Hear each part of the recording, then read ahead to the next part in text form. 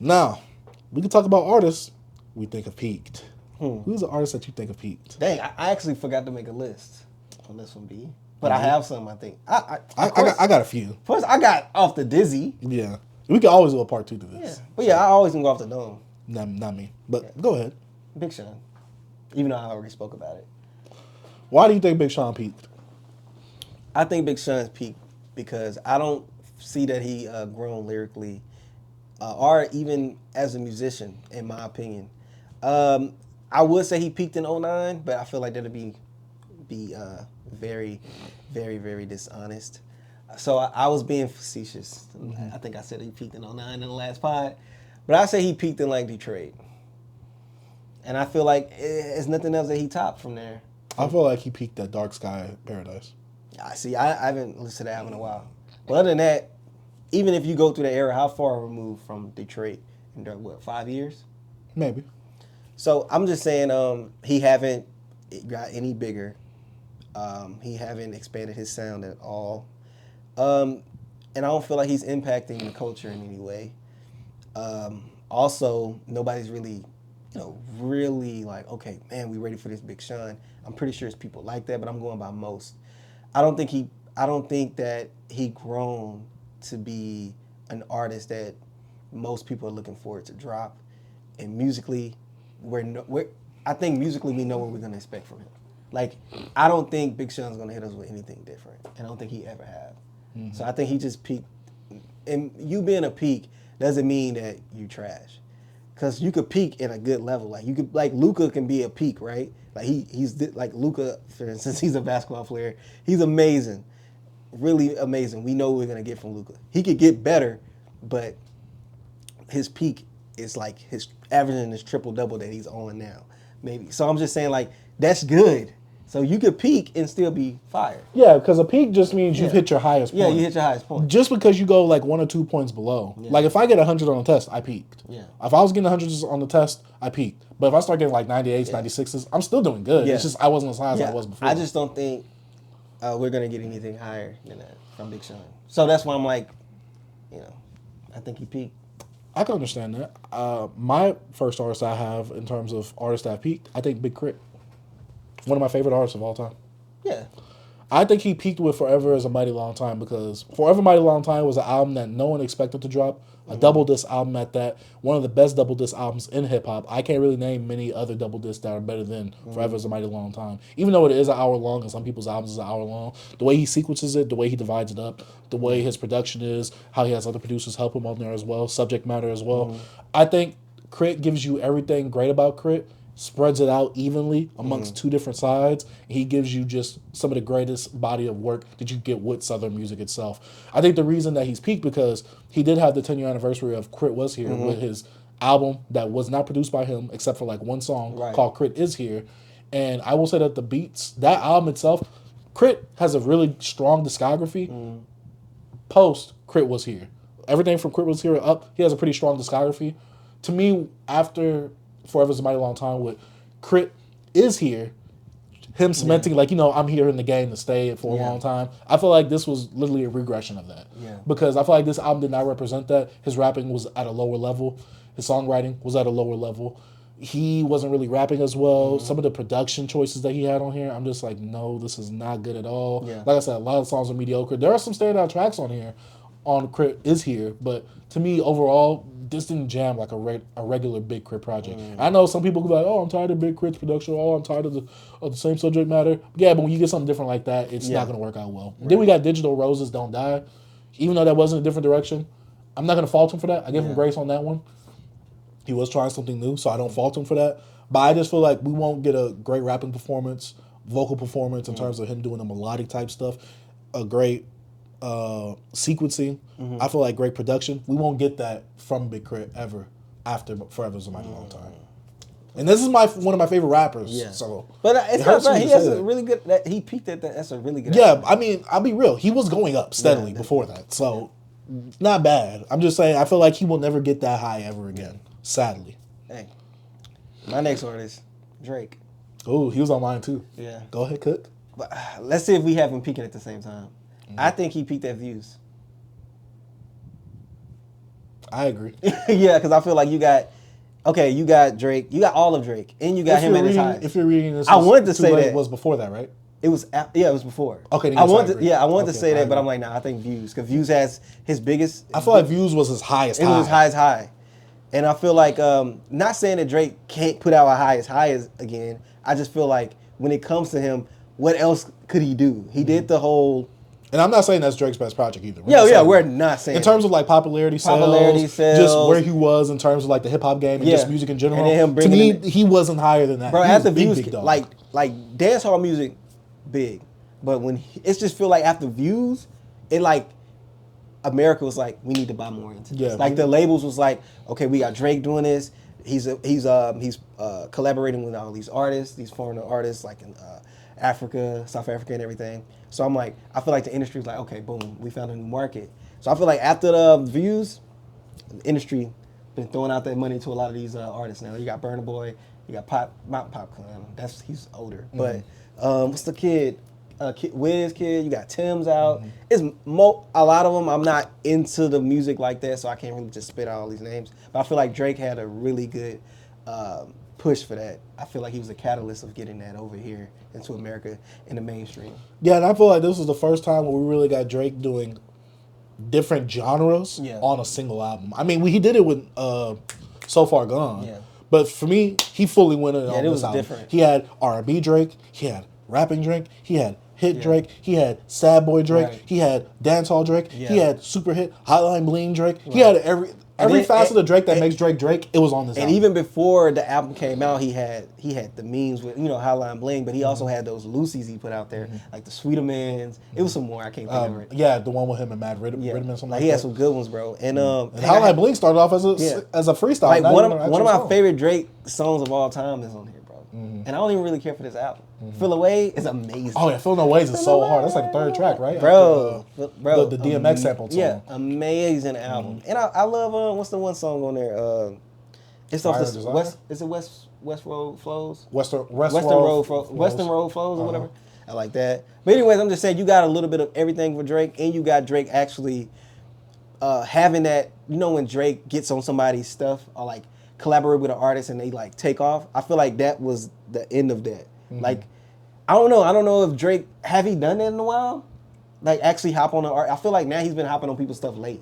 Because like he hopped on. Last person he did that with, they didn't blow up. It was that Smiley dude. Yeah, Smiley. Yeah, that was the last thing. He ended up signing that guy. Did he? Yeah. Oh, well, that was a bad decision. But I think I agree with you because this is like at the highest high of Drake and Future at the same time when he did the What Time to Be Alive 2015. Yeah. So this is right after What a Time to Be Alive. So Drake had a serious, crazy run. Yeah, this moment for Drake was amazing. And I think this is his peak. We're not saying that Drake, is Drake. Yeah. We never, Drake ain't gonna come out. I don't know what else Drake could do, but I'm just saying, I just feel like this is his peak, and he had like one of the highest peaks in like music history. Yeah. So he ushered in a whole new genre into American economy, pretty much. I mean, heck, there's some songs with Lil Tucker where he hops on songs kind of like that. There's a song with Travis Scott off of Birds and Trap Singing Night where he hops on a song similar to some of the dancehall songs that Drake had on there. So I can definitely see the influence of the sound kind of trickling into other rappers trying to like dive into that, but not actually executing it as well as Drake himself. And even a lot of those guys like Lil Tucker has actually Caribbean backgrounds. Drake don't. No, come on, bro. He's from Canada, bro. He got the Jamaican twang, don't he? Bro, but I think that's a part of their a lot of Caribbean culture is over there, so he gravitates to them. Like, but bro, your mom's a Jewish lady and your dad is like from Memphis. Like, bro, you should be having none of that. But that's the culture. Boy thinks he's gumbo. He got a little bit of everything in him. I don't want to say this I'm trying not to be as offensive as I can with this. I think the Migos peaked with Culture 2. Culture 2? The one with Stir Fry and them just being at top with Motorsport. Woo, put that thing in. I think Culture 1 they peaked. No. Musically, yes. I think in terms of the height of their success, Culture 2.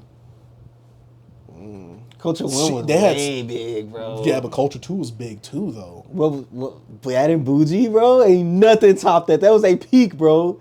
Childish Gambino. Culture, look, Superstars, I remember Stir Fry. Narcos, bro. BBO. Not saying they ain't had no songs on there, but Migos Culture 1 with Bad and Bougie. How could you peak higher than that? I think they really peaked with Culture 2 in terms of like Popularity, yeah. Musically, Culture 1, yes, that's one of my favorite trap albums. Their biggest popularity is doing I think their biggest the Culture popularity. one. The Yeah, I'm Culture thinking it's Culture 2. Go to their top listens. All right. Let's see. The top listens on Spotify is Needed off of Culture 3, Slide off of that Yeah, one that's dude, yeah. Stir Fry, and Walk It, Talk It. That's when they went on Culture 2. The what's the name? That's when they went on the tour with Drake. Too. Yeah, I remember because he owned that song. Yeah, so come on, B. You think they peaked? I think they peaked with Culture 2 in terms of popularity. Because who talked about Migos after Culture 2? Yeah. Did you hear anybody talk about Culture 3? Not really. Culture 2 wasn't good. It's way too long. It was way too too bloated. much. It was too But much. in terms of popularity, they had the song with Cardi B and Nicki Minaj on there as well. Oh, Motorsport, right? Yeah, that's what I'm saying. Culture 2, they peaked right there. And hype-wise, like popularity-wise. Musically, Culture 1. Because Culture 1 is like one of the best trap albums ever. Did anything on Culture 2 go number one? I'm not sure. If anything, Stir Fry. I don't know, man. I don't know, bro. I don't know. I understand what you're saying because I feel like streaming did get way bigger around there. Bad and Bougie. Yeah, that's Culture 1. Yeah. Well, I said on Culture 2. Oh, on Culture 2. Yeah. Anything go number one on there? I don't know, bro. I think they was more popular. I think they peak at Culture 1, bro. Yeah, Bad and Bougie was number 1 Yeah. on the charts. That stuff went crazy. I'm thinking Childish Gambino. You don't think freaking shouted them out? But you know, B. Oh yeah, he did. I remember that. But also, you gotta remember when it comes to like having a good album and then the next album, you got way more hype going into that album. Bro, I'm not disagreeing with you. Mm-hmm. I think we kind of on the same level when you're saying with popularity, and I'm talking musically. Yeah. Even though I know that song was more popular than any of their Mm-hmm. songs, Bad and Bougie, but those songs also was huge, and that was at the height of after Culture because everybody was ready for Culture 2 and what they was putting out. I got you. All right. I don't disagree. I guess I half agree. Mm-hmm. Yeah. But also, they had one hit song off of Culture 1. They had multiple hit songs on Culture 2. Stir Fry, Walk It Like I Talk It. I wouldn't say they was hits. And then also, they was on that other thing with Ice Trader Gang. I don't think they was hits though. You don't think Walk It Like I Talk It was a hit or Stir Fry with Pharrell's production? Dance in the kitchen like a stir fry. I think they were big songs, but I don't know. Bad and Bougie was a hit.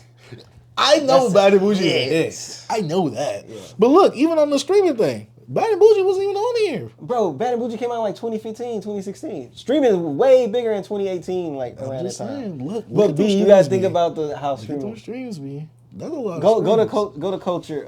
I won't be able to see the streams. It's usually tell you how many times. I thought it tell you. Nah, only on the PC. Oh, that'd be okay. Yeah. But yeah. I think Migos peaked with Culture 2. got Because you. after that, no one talked about them. No one talked about Culture 3. Yeah, I'm just saying. Culture. And then also after Culture 2, that's when they started doing their solo projects. Yeah. It was a downfall. It's because Quavo got too boosted because we started boosting Quavo, bro. all of them did a solo project. I'm saying we started boosting Quavo. He started doing more stuff outside with other people. And he had that project with Travis Scott. Huncho Jack Huncho. Dang, I forgot about that. I did. Ew, that's disgusting. Huncho Foreign. Hey, that boy was trash, bro. Anyways, what else, bro? You got I ain't any got I ain't got no more. I got one Kanye. You In get terms Kanye of peak? musically, not hype. I can't say he peaked yet. You It's think he's hard. gonna come out with It's something better than My Beautiful Dark Twisted Fantasy? Musically, Musically, he could. It's what Kanye is one of them artists, bro. Like I put him in that lane with like Kendrick. Like I just don't know, because I never know what they can give me. They give me these guys are lifetime artists. Like Kendrick's gonna be making music till he's 60 and plus. Kanye the same. Them type of guys, I feel like they might give us something even greater in their older age. It's hard for me to say if they peak musically. Popularity, I get you that could with probably- Kendrick. I get that with Kanye as well. You could say that probably with popularity, but I don't know. He just went number one. No, see, that's why I couldn't say popularity. Yeah. That's why I said musically. Even with musically, I can't do it. Can't do Kanye it. is I don't know, man. I can't do it. I love this. I understand My Beautiful Dark Twisted Fantasy, one of the greatest albums of all time. But from what Kanye gave us, I don't think this is the last great album we might receive from Kanye. Even though I probably said he was done just in this time, but I still feel like maybe Kanye might come back, bro. He's still young, man. He's like, what, 48 or something like that. I just feel like with music, hip-hop is so young that we never know what he can bring us, bro. Just because those talents musically that he have. What do you think? I think And that Kanye is too far gone to give us something like that. I don't know. I think the people that he had to be able to give us that is gone. Unless he mends a lot of those bridges, I don't think we're gonna get something He like burnt that. them all, B.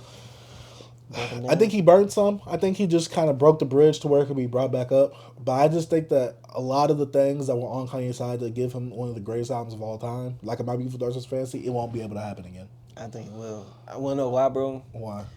I just think about like when Johnny Cash put out that last album before he died, right? Mm-hmm. Amazing album. That last song he put out, I forgot the name of it. Beautiful. I could just see as hip hop get older and we see our superstars put out these like more mature albums. So like a and, 444? And nah, not even that. I don't even Jay put out his like probably work that he can put as an older guy because he's just in his early 50s as well. So I'm saying you gotta think about how young hip hop is. It's just 50 years old. So we got to see like rock stars put out old albums in their 60s and stuff, but we haven't seen it from a hip hop artist. You know what I'm saying? So we're gonna see them still grow because Kanye still gotta go through more in life. So you just never know where he's gonna be. And I'm just saying like that tree of like the Andre 2000s, the Lupe Fiascos, the Kendricks, the Kanyes, like even the Jay-Z's. It's many more. Maybe the Drakes. We never know. But I just feel like they might give us something. Like you're like, dang, like this is something crazy. Like he's talking about all this other stuff. Like how he just think about Kanye might change the life, might looking at himself now like he was stupid. Mm-hmm. Like why was he doing this type of stuff? Like, or us being like, dang, Kanye was right the whole time type stuff. You just never know. This all I'm saying. We just don't know. He just give me that vibe of like as an artist that's like I just never know. I don't know, bro. It's hard for me to say it more, bro. I think he's too far gone. I don't think he's too far gone, man. Maybe I could just be yapping, but I don't know. Just from the history he gave me, I don't know, B. All right. I only got one more. This is an easy layup though. Meek Mill. Oh yeah. We didn't gotta discuss that. Man. He peaked that. I used to dream a time like this, time like that. Dreams and Nightmares, the album. Yeah, right? the intro. He peaked right You got that intro. It's crazy. Hey, I mean, that's the same with Roddy Ricch though. He peaked with that Oh yeah, one that album. boy is outie. He is outie, bro. Mm-hmm. And And Ray Shremmerd. I got more, but Yeah, we I can- feel, yeah. But yeah.